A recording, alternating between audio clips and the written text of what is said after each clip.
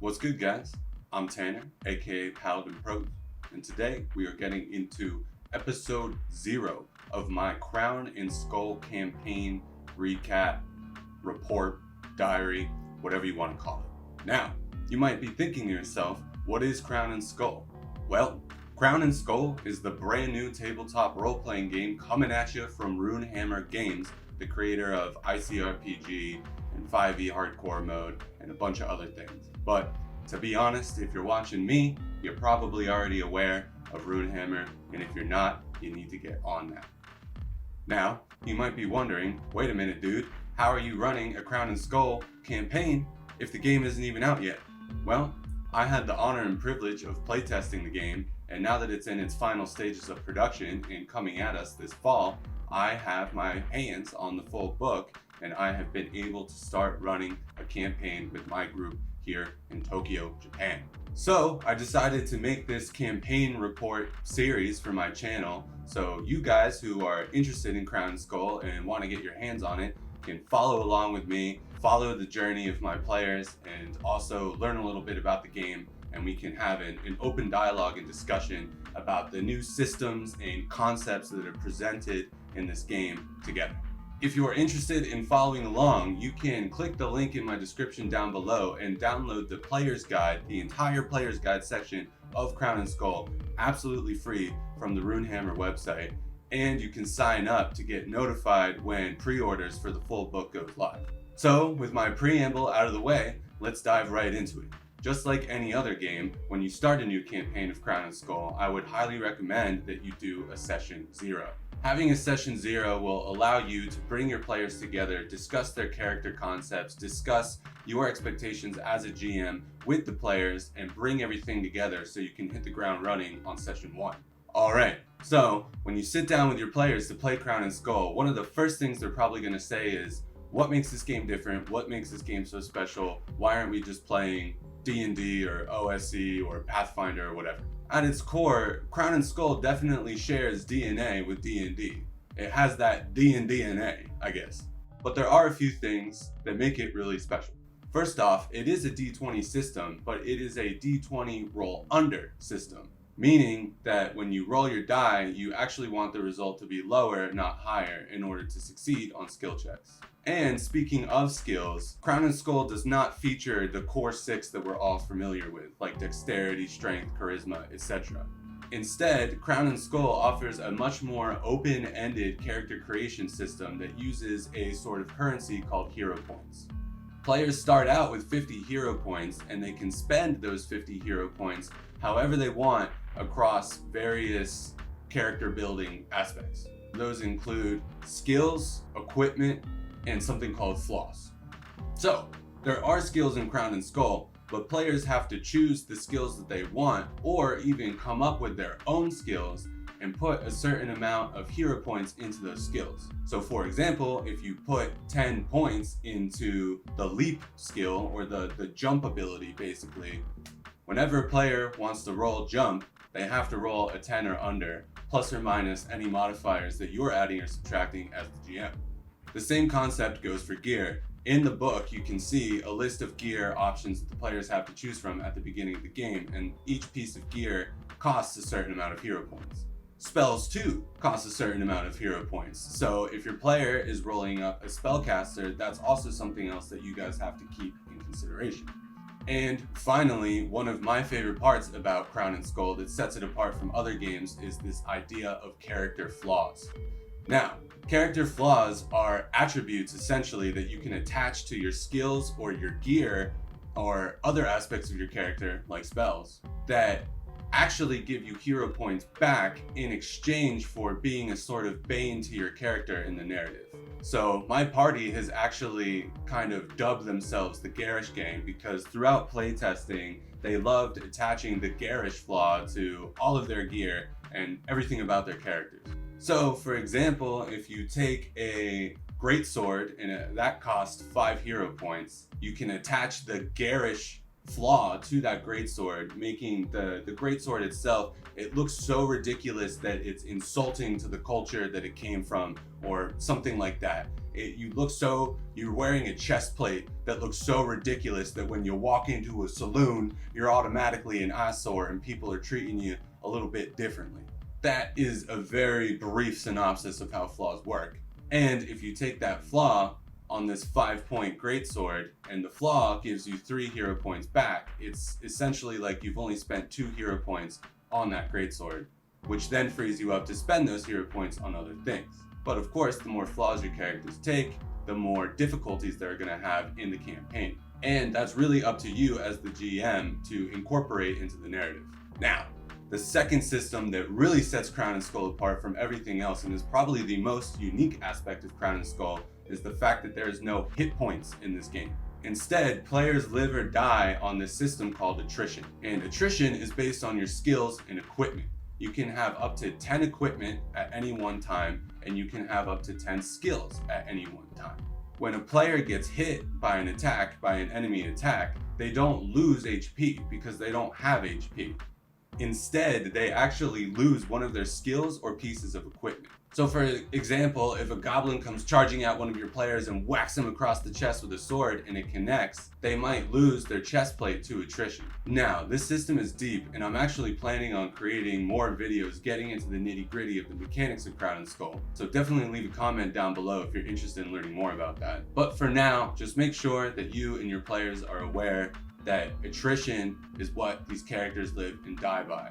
And your players can really think about it like they're starting the campaign or starting a fresh session, as powerful as they're going to be. And as the story goes along, they get beaten down, and then they have to figure out ways to build themselves back up. Kind of like real life. And finally, something else to keep in mind at Session 0 is the fact that there is no initiative rules in Crown and Skull. Instead, combat and other encounters are moderated with this system called phases. Every round has 5 phases, and players need to decide before the round begins, before the encounter begins, which phase they're going to act on. Enemies also act on certain phases. So there's a lot of tactical depth in choosing which phase you're going to act on. For instance, if a player goes down in phase 2, but the healer already acted in phase 1, you can start to see how that's going to get really dicey if the healer can't get to them until the next round starts. So, those are the core concepts that you need to go over with your players at Session 0, because they're going to factor in to how your players are spending their hero points to create their characters.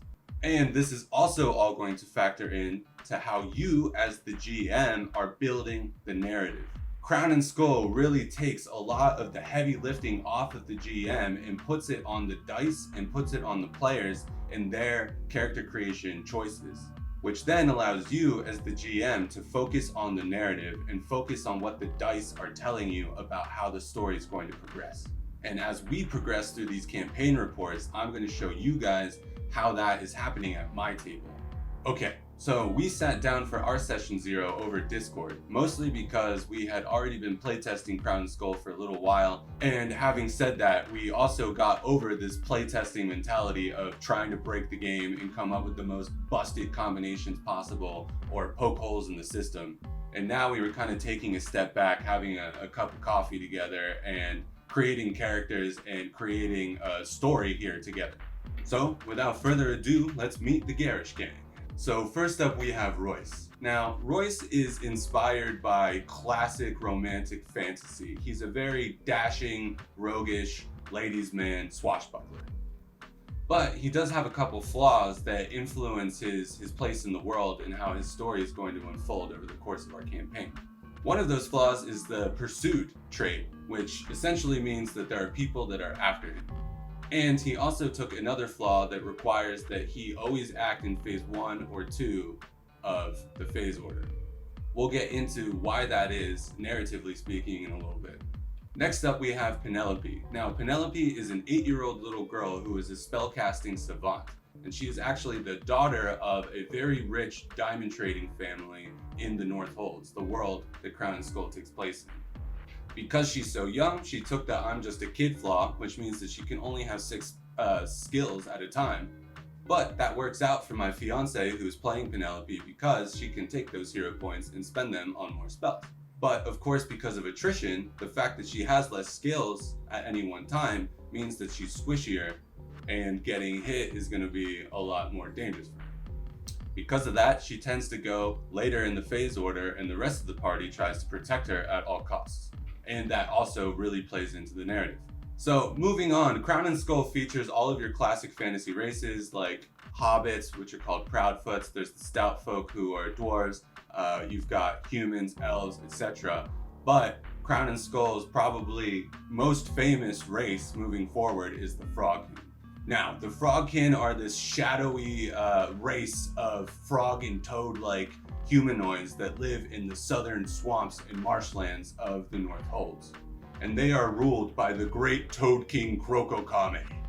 So, one of my players rolled up Burrow Bog. He is kind of a Frogkin monk defector that doesn't believe in the ways, the warring ways of the great Toad King Krokokame, and so he's left the frog marshes in pursuit of a new life.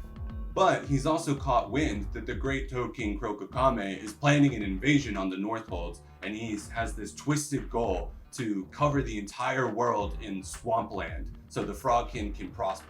So he's also moving across the map in this attempt to warn the rest of the folk that live in this world, the North Holds, of this impending invasion. He is a faith-based caster, which means that he has some healing type abilities, and he also fights with a boat paddle that he kind of uses as a monk staff. And finally, to round everything out, we've got Ribbit Gilliman, who is a completely randomly generated character. And he's essentially the party's tank. He's this big, tanky toad. He has the alcoholic flaw, which means that whenever there's any opportunity for him to have a drink, he's going to take it above all else. And he's really talented with smithing, so he can basically repair our characters' gear and keep them going when they lose gear to attrition throughout the campaign. Now, we also have one special guest character who can only show up for a few sessions. My player who plays this character, Nick, is busy with other things, but he wanted to stay involved as he was one of our playtesters. So he rolled up this kooky ranger druid-like character named Arlen, who he likes to describe as basically Willem Dafoe from The Lighthouse. And he has this paranoid flaw, and he believes in this mysterious entity called the Faceless One.